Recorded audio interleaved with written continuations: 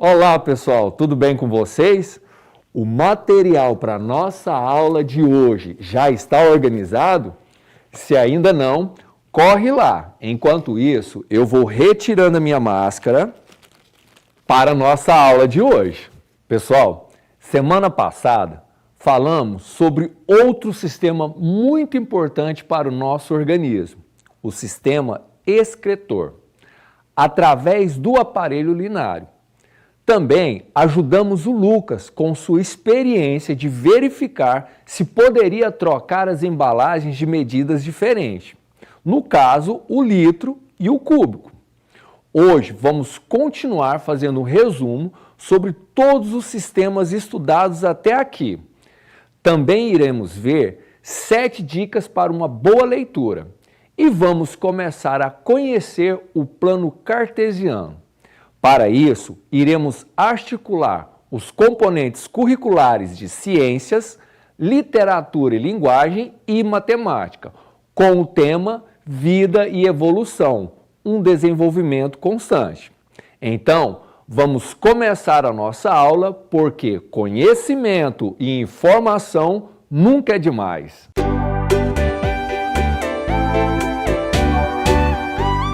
Em nossas últimas aulas, vimos que o corpo humano é constituído por diferentes partes, entre elas a pele, os músculos, os nervos, os órgãos, os ossos e outros. Cada parte do corpo humano é formado por inúmeras células que apresentam formas e funções definidas. Além disso, existem os tecidos, órgãos e sistemas, os quais funcionam de forma integrada. Podemos comparar o nosso corpo a uma máquina, complexa e perfeita, com todas as suas partes funcionando em sincronia. Vimos, pessoal, que um conjunto de órgãos que atuam de modo integrado constituem um sistema. Os sistemas do corpo humano desempenham funções específicas, porém atuam de modo integrado. O corpo humano é formado por diversos sistemas: respiratório, circulatório, digestório, excretor, reprodutor e vários outros. Cada sistema apresenta sua função específica e cada um deles envolve órgãos que atuam para a realização das funções vitais do organismo. O sistema circulatório é formado pelos vasos sanguíneos, artérias, veia e vasos capilares, e o coração. O sistema cardiovascular ou sistema circulatório é responsável pela movimentação sanguínea no corpo humano, uma vez que sua função é transportar oxigênio e nutrientes para todas as partes do corpo. O sistema respiratório é formado pelas vias respiratórias, as cavidades nasais, a faringe, a laringe, a traqueia e os brônquios, e pelos pulmões. O sistema respiratório é responsável pela absorção do oxigênio do ar e da eliminação do gás carbônico retirado da célula. O sistema digestório é formado pelo tubo digestório, boca, faringe, esôfago, estômago, intestino delgado e intestino grosso, e os órgãos anexos, que são as glândulas salivares, dentes, língua, pâncreas, fígado e vesícula biliar. O sistema digestivo ou sistema digestório é responsável pela digestão dos alimentos, transformando-os em moléculas menores que serão absorvidas pelo organismo. O sistema excretor é formado pelos rins e vias urinárias. O sistema excretor é responsável por eliminar resíduos que o corpo descarta, depois de passar pelo processo de digestão dos alimentos. Em outras palavras, o sistema excretor elimina substâncias que estão em excesso no organismo, buscando um processo denominado de equilíbrio dinâmico. Podemos perceber que que nós vimos muita coisa nesse mês de setembro, não é verdade? Vários sistemas que foram estudados. E isso é importante você saber para manter a sua saúde em dia. Agora vamos ver detalhadamente cada função dos nossos sistemas, começando lá pelo sistema circulatório, que foi um dos primeiros sistemas que estudamos. Ele faz o transporte de nutrientes e gases pelo corpo através do sangue. Nós vimos isso lá no sistema circulatório. Agora, o sistema respiratório, que foi um outro sistema que estudamos também. O sistema respiratório realiza a troca de gases entre o sangue e o ar. Ele absorve oxigênio e elimina o gás carbônico. Vocês lembram disso? Depois, vimos a respeito do sistema digestório, que envolve a ingestão e a quebra dos alimentos, a absorção dos nutrientes e a eliminação dos resíduos, que nós também vimos. E por fim, pessoal, o último do sistema que nós estudamos nesse mês foi o sistema excretor.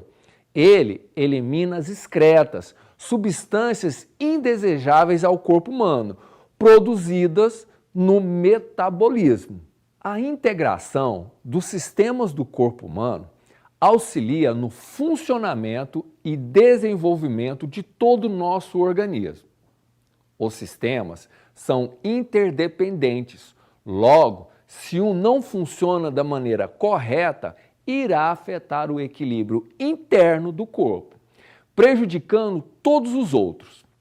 Vamos ver agora, pessoal, um vídeo que irá nos mostrar um resumo de todos os sistemas do corpo humano que vimos até aqui. O corpo humano. O sistema digestório.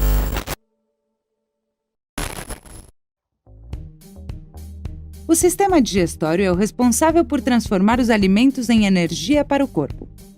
A digestão começa na boca, quando mastigamos o alimento. Este se mistura com a saliva, formando o bolo alimentar. O bolo alimentar passa pela faringe e pelo esôfago, até chegar no estômago, onde continuará a digestão graças aos sucos gástricos que o desfazem. Passa pelo intestino delgado e depois para o intestino grosso. É no intestino que absorvemos a água e os nutrientes que o nosso corpo precisa. Os capilares do sistema circulatório, que estão ao redor de todo o intestino, pegam os nutrientes e os distribuem pelo corpo. No fim, os restos sólidos que sobram da digestão são eliminados pelo ânus.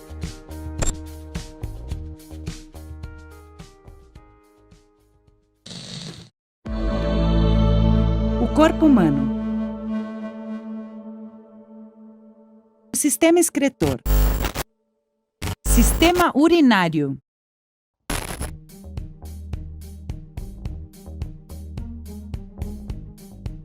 O sistema excretor é responsável por eliminar tudo o que o corpo não precisa. Os rins limpam o sangue, produzindo a urina, que tem todas as substâncias que o seu corpo não precisa. Quando os rins terminam de filtrá-la, a urina passa pelas vias urinárias, posteriormente do uréter até a bexiga. Aqui vai se acumulando até você ter vontade de ir ao banheiro. Depois passa pela uretra e a expulsa para o exterior.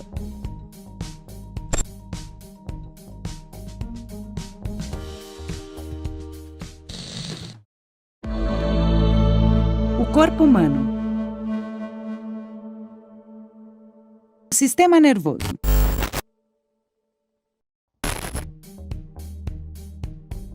O sistema nervoso ajuda as pessoas a se relacionarem com o ambiente. Regula e coordena as atividades e funções do corpo, através dos impulsos nervosos. Os sentidos mandam informações do exterior ao cérebro. O sistema nervoso é dividido em sistema nervoso central e sistema nervoso periférico. O sistema nervoso central é formado pelo encéfalo e pela medula espinal. O encéfalo fica no interior do crânio e é constituído pelo cérebro, cerebelo e pelo bulbo raquidiano. A medula espinal fica no interior da coluna vertebral. O sistema nervoso periférico é formado pelos nervos que estão no nosso corpo inteiro.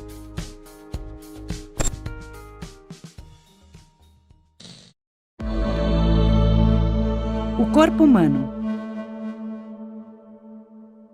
Sistema respiratório.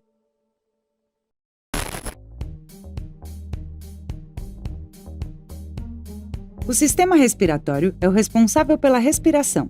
Nós obtemos o oxigênio ou pelo nariz ou pela boca. Ele passa pela faringe, pela laringe e pela traqueia e vai até os pulmões. Nos pulmões, há uma troca de oxigênio por dióxido de carbono. Os glóbulos vermelhos do sangue levam o oxigênio para todas as partes do corpo. O dióxido de carbono é uma substância nociva que temos que eliminar do nosso corpo. Fazendo o percurso contrário, dos pulmões até o nariz ou a boca, o dióxido de carbono é eliminado do organismo sem que você perceba.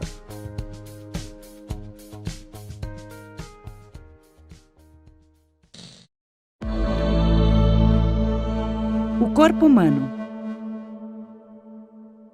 Sistema circulatório. O sistema circulatório transporta nutrientes e oxigênio por todo o corpo, através do sangue, pelas veias,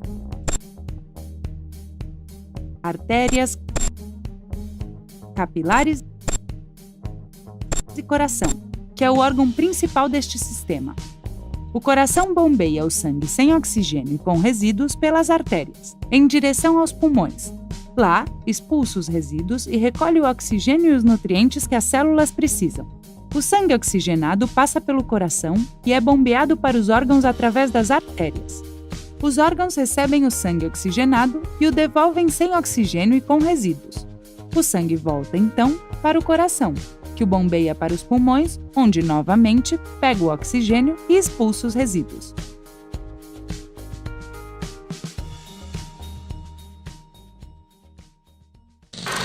Conhecer e entender nosso corpo é importante para que possamos adquirir hábitos saudáveis para uma melhor qualidade de vida. O artigo 196 da Constituição Federal de 1988 afirma que a saúde é direito de todos e dever do Estado, garantindo mediante políticas sociais e econômicas que visem a redução do risco de doenças e de outros agravos e ao acesso universal e igualitário às ações e serviços para sua promoção, proteção e recuperação. Já, pessoal, a Organização Mundial de Saúde, a OMS, define saúde como sendo um estado de completo bem-estar físico, mental e social, e não somente a ausência de doenças. A saúde, portanto, é um direito social inerente à condição de cidadania, que deve ser assegurado sem a distinção da etnia, religião, ideologia política e condição socioeconômica. Vamos ler agora um texto retirado da internet que foi escrito pelo Dr. Drauzio Varela. Para isso, contaremos com a participação da professora Estela, lá da Escola Municipal Sebastiana Silveira Pinto. Então, vamos ao texto com a professora Estela? A importância da informação para a saúde. Além da dificuldade de acesso, quem busca informação em saúde na internet enfrenta outro problema: a falta de seleção do material disponível. Além dos próprios serviços de saúde, as mídias impressas, depois a TV e hoje a internet, assumiram um papel importante na conscientização da população e no apelo às mobilizações em conjunto e às responsabilidades individuais. Por meio da troca de informações a respeito de temas complexos, há algumas décadas, pessoas que possuem uma enfermidade específica ou um problema de saúde em comum constituíram associações que unem os pares e profissionais da área de saúde e direito. As novas mídias disponíveis pela internet trazem possibilidades de interação nunca antes experimentadas, eliminam obstáculos físicos e temporais e apresentam espaço para novas formas de mobilização social, garantindo maior alcance de informações essenciais à sociedade no que diz respeito à sua saúde, como políticas de planejamento, prevenção, conscientização dos direitos, entre outros. Mesmo com a importância significativa e a relevância da internet na propagação das informações à população, no Brasil o acesso à internet atinge apenas 57,8% dos domicílios. Em países desenvolvidos, essa taxa chega a 83,8%, segundo a pesquisa internacional ICT, Fatos e Figuras 2016, realizada pela União Internacional de Telecomunicações, UIT, a agência da ONU para Tecnologias da Informação. Além da dificuldade de acesso, quem busca informações na internet enfrenta outro problema, a falta de seleção do material disponível. Todo mundo pode publicar o que deseja na internet, o que nos obriga a tomar muito cuidado ao selecionar as fontes, pois nem tudo que é publicado merece nossa confiança. Checar a origem da informação é uma das premissas para quem utiliza a internet como fonte de conhecimento. Pessoal, esse texto que a professora Estela acabou de ler, que foi escrito pelo Dr. Drauzio Varela, ele é muito importante para refletirmos o seguinte: hoje, a informação através da internet, ela é muito importante, principalmente para a nossa saúde. Em tempos atrás, não tínhamos toda a informação que hoje temos disponível na internet. E aí, a pessoa às vezes tinha um sintoma, sentia alguma coisa e não ia procurar ajuda médica. E deixava isso agravar de forma que quando ela procurava o médico, a sua situação de saúde já estava bastante grave. Então, a internet, ela acaba sendo uma ferramenta de ajuda para todos nós. Mas como foi dito no texto, temos que tomar cuidado, porque qualquer um pode escrever qualquer coisa e muitas informações não são verdadeiras. Então precisamos analisar o que realmente é verdade. E para isso, nós voltamos àquela aula passada, cuidado com as fake news, tá certo? Principalmente quando estamos falando de saúde, porque a informação está aí, mas precisamos analisá-la com cautela. E aí, pessoal, vocês gostaram do texto? Talvez se você falou não, é porque você não tenha compreendido bem esse texto. E a compreensão do texto está ligada à sua interpretação. Pois é, através da interpretação que nós conseguimos compreender e analisar o que está escrito. A interpretação de texto é o elemento-chave para o resultado de uma boa leitura, de uma eficiência na solução de exercícios e mesmo na compreensão de situações do dia a dia.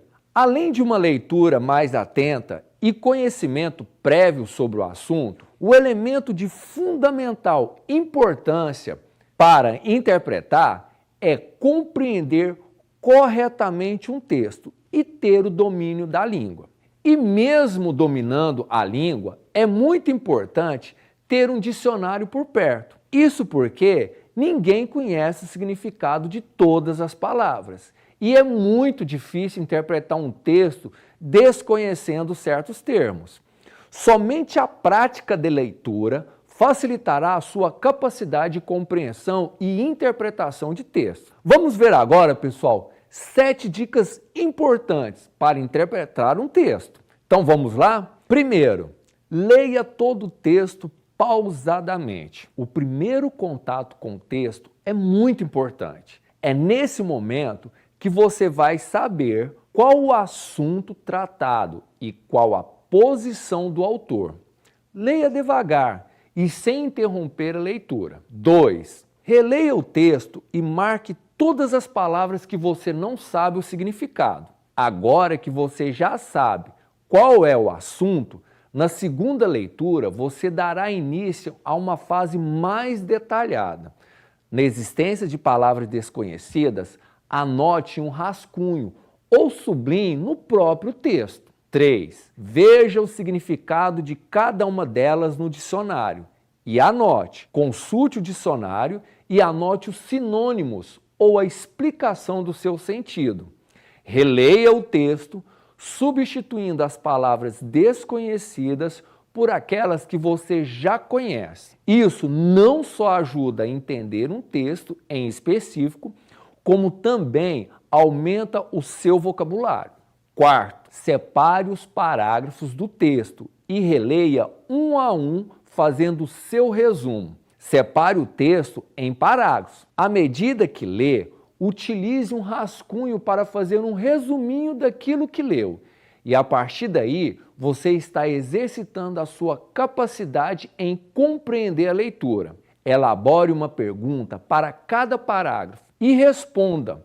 Ler pode parecer uma atitude apática, mas quando você experimenta usar um texto, fazendo perguntas sobre ele e respondendo, você irá absorver melhor o que está escrito e os seus significados. 6. Questione a forma usada para escrever. Questione o motivo pelo qual o autor usou determinada forma para se expressar. Qual teria sido a sua intenção para escrever assim, e não de outro modo?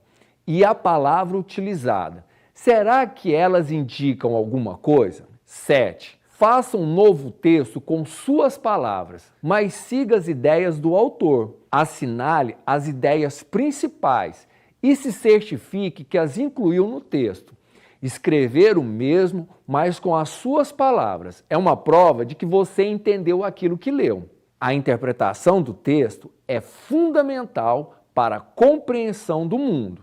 Saber localizar informações é fundamental para quem quer se tornar um bom leitor. Mas vocês sabiam que muitas pessoas também têm dificuldade de se localizar dentro de um espaço? Isso mesmo, pessoal. Descrever a localização de pessoas e de objetos no espaço em relação à sua própria posição, utilizando termos como direita, à esquerda, em frente, atrás, para muitas pessoas não é tão simples. Utilizar o Google Maps pode se tornar um grande desafio e é isso que iremos ver a partir de hoje.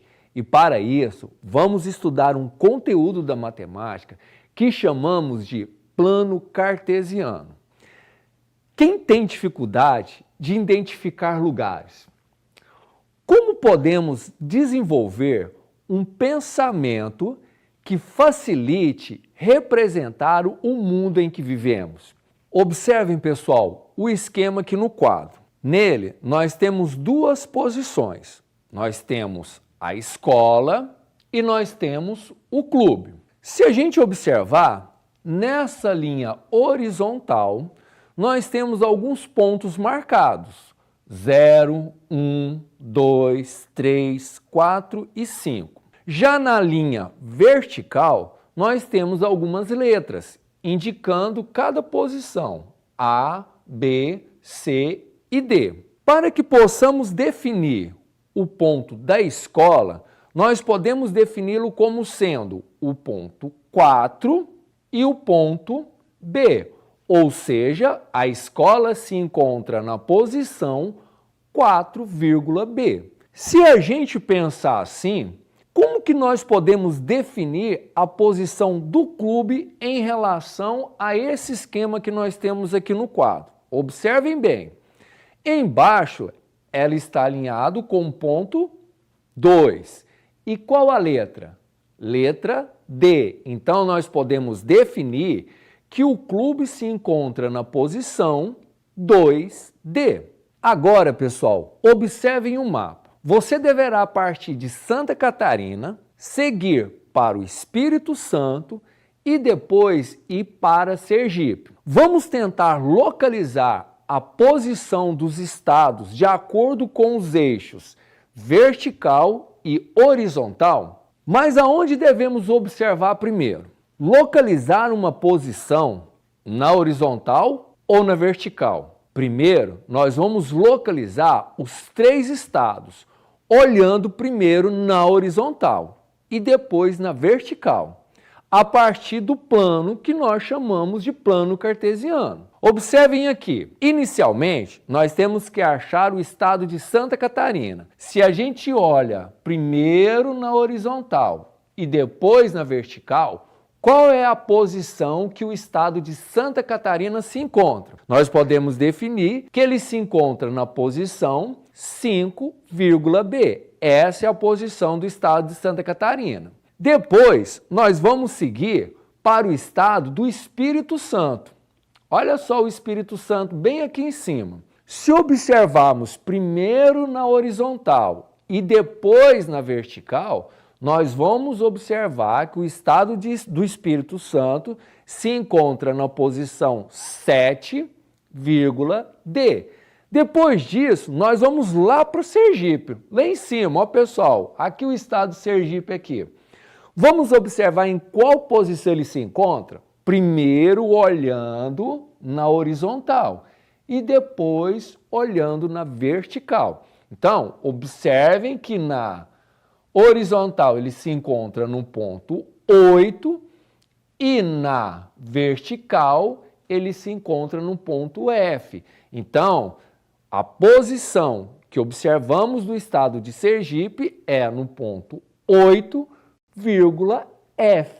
E aí, nós conseguimos definir, dentro de um plano cartesiano, as posições do estado de Santa Catarina, do Espírito Santo e do Sergipe. Logo, pessoal, de acordo com o que nós vimos até agora, nós podemos concluir que o plano cartesiano é formado por duas retas perpendiculares, vocês observaram, uma reta na horizontal, uma reta na vertical, de mesma origem, as quais denominamos eixos perpendiculares.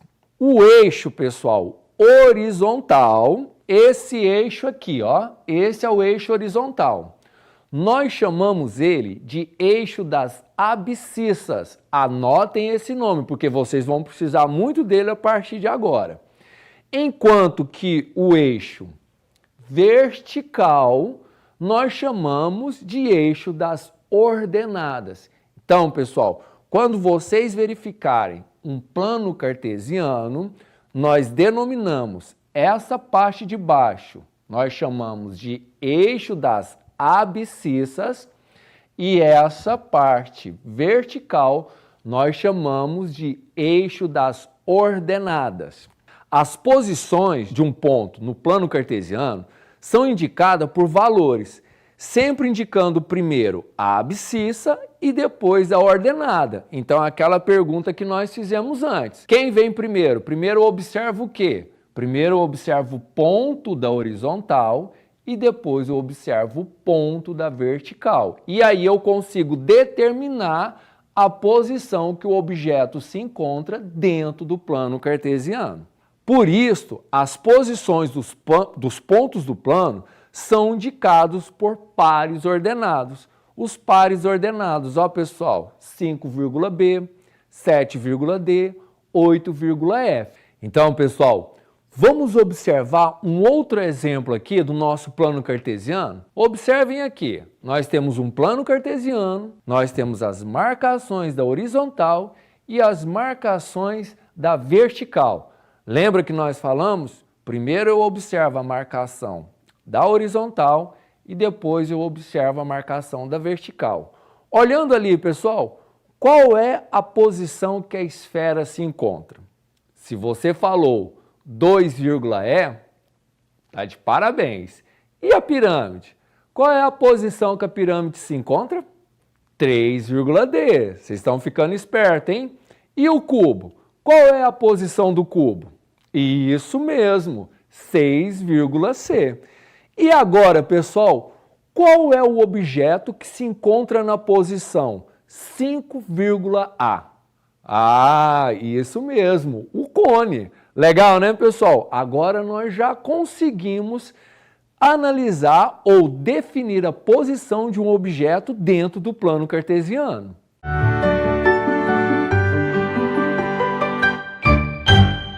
É isso aí, pessoal. Chegamos ao final de mais uma aula e nela fizemos um resumo sobre todos os sistemas que estudamos até aqui.